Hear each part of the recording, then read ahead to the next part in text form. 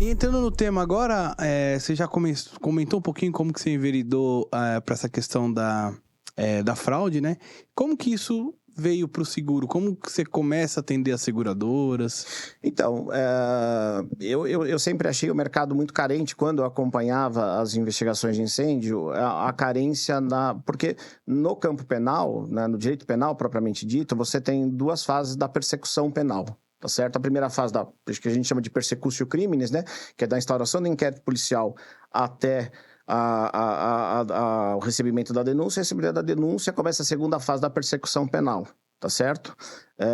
Que até a sentença penal ou absolutória ou condenatória transitada em julgado, tá certo? Então você tem essas duas fases. Só que no mercado de seguro você tem uma fase preambular, que é a fase de regulação e de liquidação de sinistro. Então, da regulação, eu aprendi muito com o Walter, assim, me permitam citar dois nomes aqui que, claro, assim, sou muito grato ao Dr. Arlindo, né, ex-diretor da AGF, uma pessoa que aprendi muito, e o Dr. Sérgio Oliveira também, né, enfim... eles me deram a oportunidade de conhecer, porque a regulação de sinistro é um campo muito vasto, né? Então você tem peritos especializados em N matérias. Uhum. E é muito gratificante. Então você vai atender um sinistro agrícola, né? Você tem um engenheiro agrônomo especializado, um sinistro aeronáutico, uma pessoa, um regulador especializado naquele segmento. Embarcações também, no marítimo, uma outra especialidade, automóvel, vida. Então, ele te dá uma amplitude muito grande.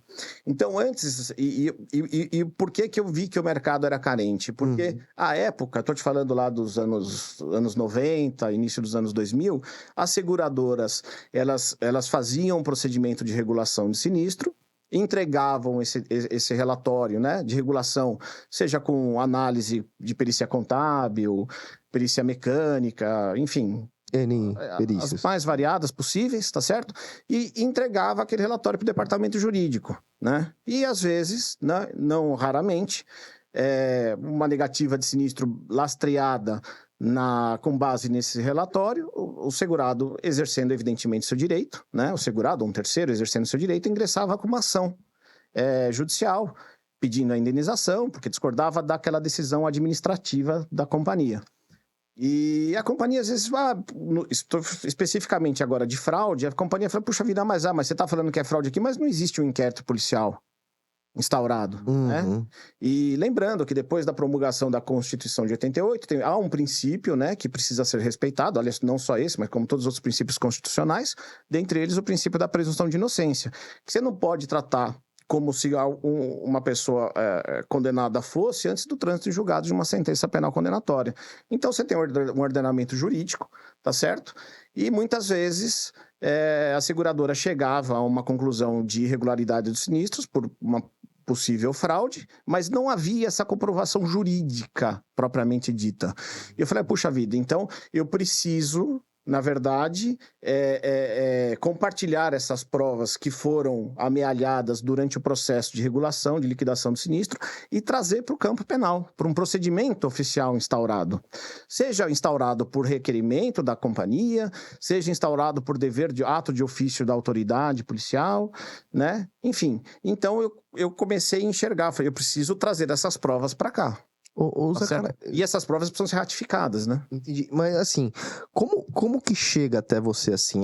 Depois que a companhia... Porque assim, imagine que, sei lá, sinistros numa companhia de seguros, ou diversas companhias de seguros, não sei, acho que você deve ter diversas, deve chegar um volume até que grande, né?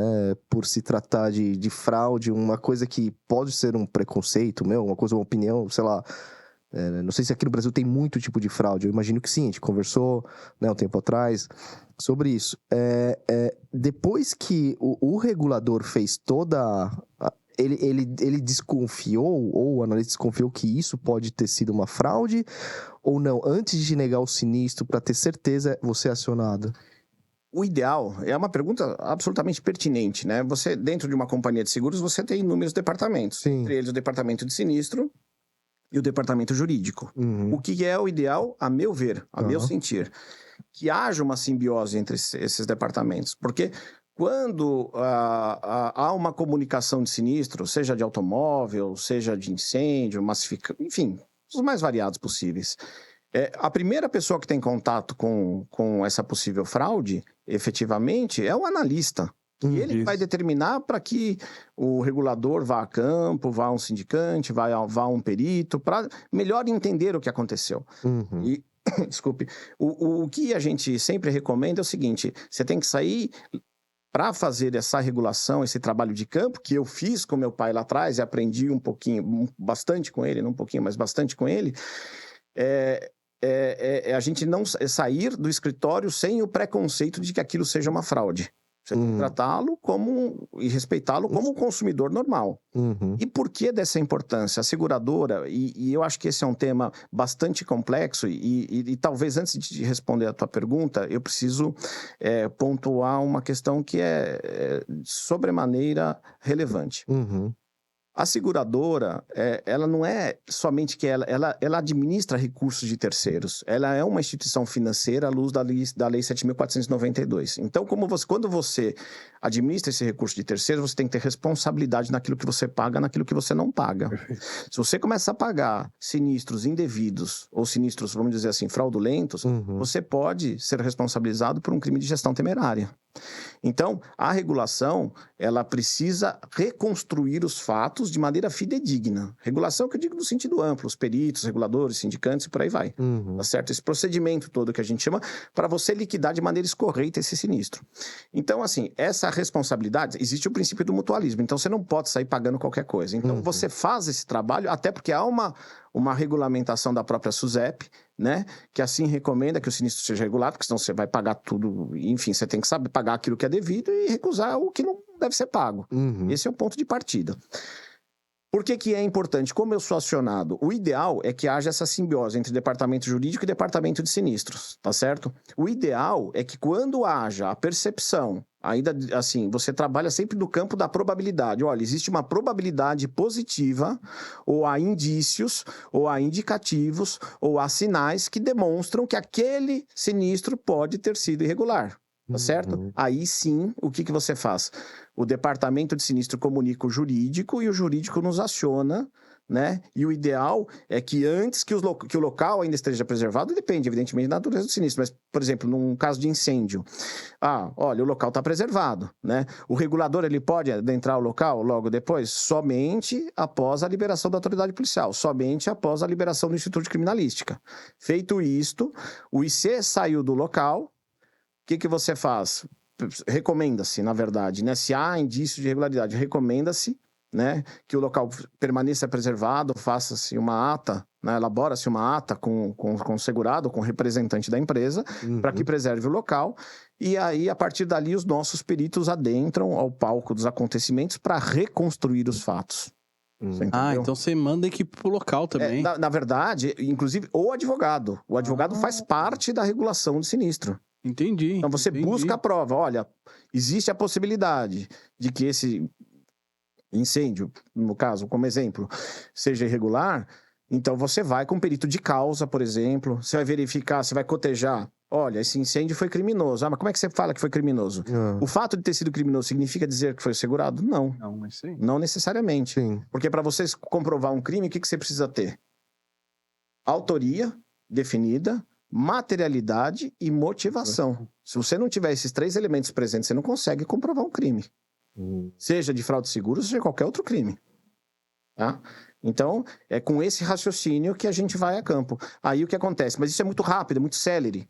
Olha, teve um incêndio que pode ser que efetivamente seja criminoso. Então, vai o perito de causa. Vai o sindicante. Vai o advogado junto para conversar com o delegado, para ver, porque o delegado, toda vez que existe um crime, de acordo com o Código de Processo Penal, o delegado ele tem que ir ao local do crime. Aí você vai conversar com ele, vai conversar com o bombeiro, você vai começar a sentir, né, as provas. E isso hoje, no próprio Estatuto da OAB, existe essa possibilidade que o advogado faça diligências no intuito de efetivamente defender o interesse dos seus clientes, você entendeu? Mas não sou eu que produzo as provas. Quem produz as provas são os nossos profissionais, os nossos peritos, tá certo? A gente só acompanha e direciona para que se seja preservada a cadeia de custódia. Feito isto, tá certo? É feita uma análise em conjunto, e aí a seguradora vai definir se ela vai pagar, se não vai pagar, se é criminoso, se não é criminoso, se houve participação do segurado, se não houve, se foi uma vingança. Então, tem N possibilidades. E aí você regula de maneira escorreita aí o sinistro.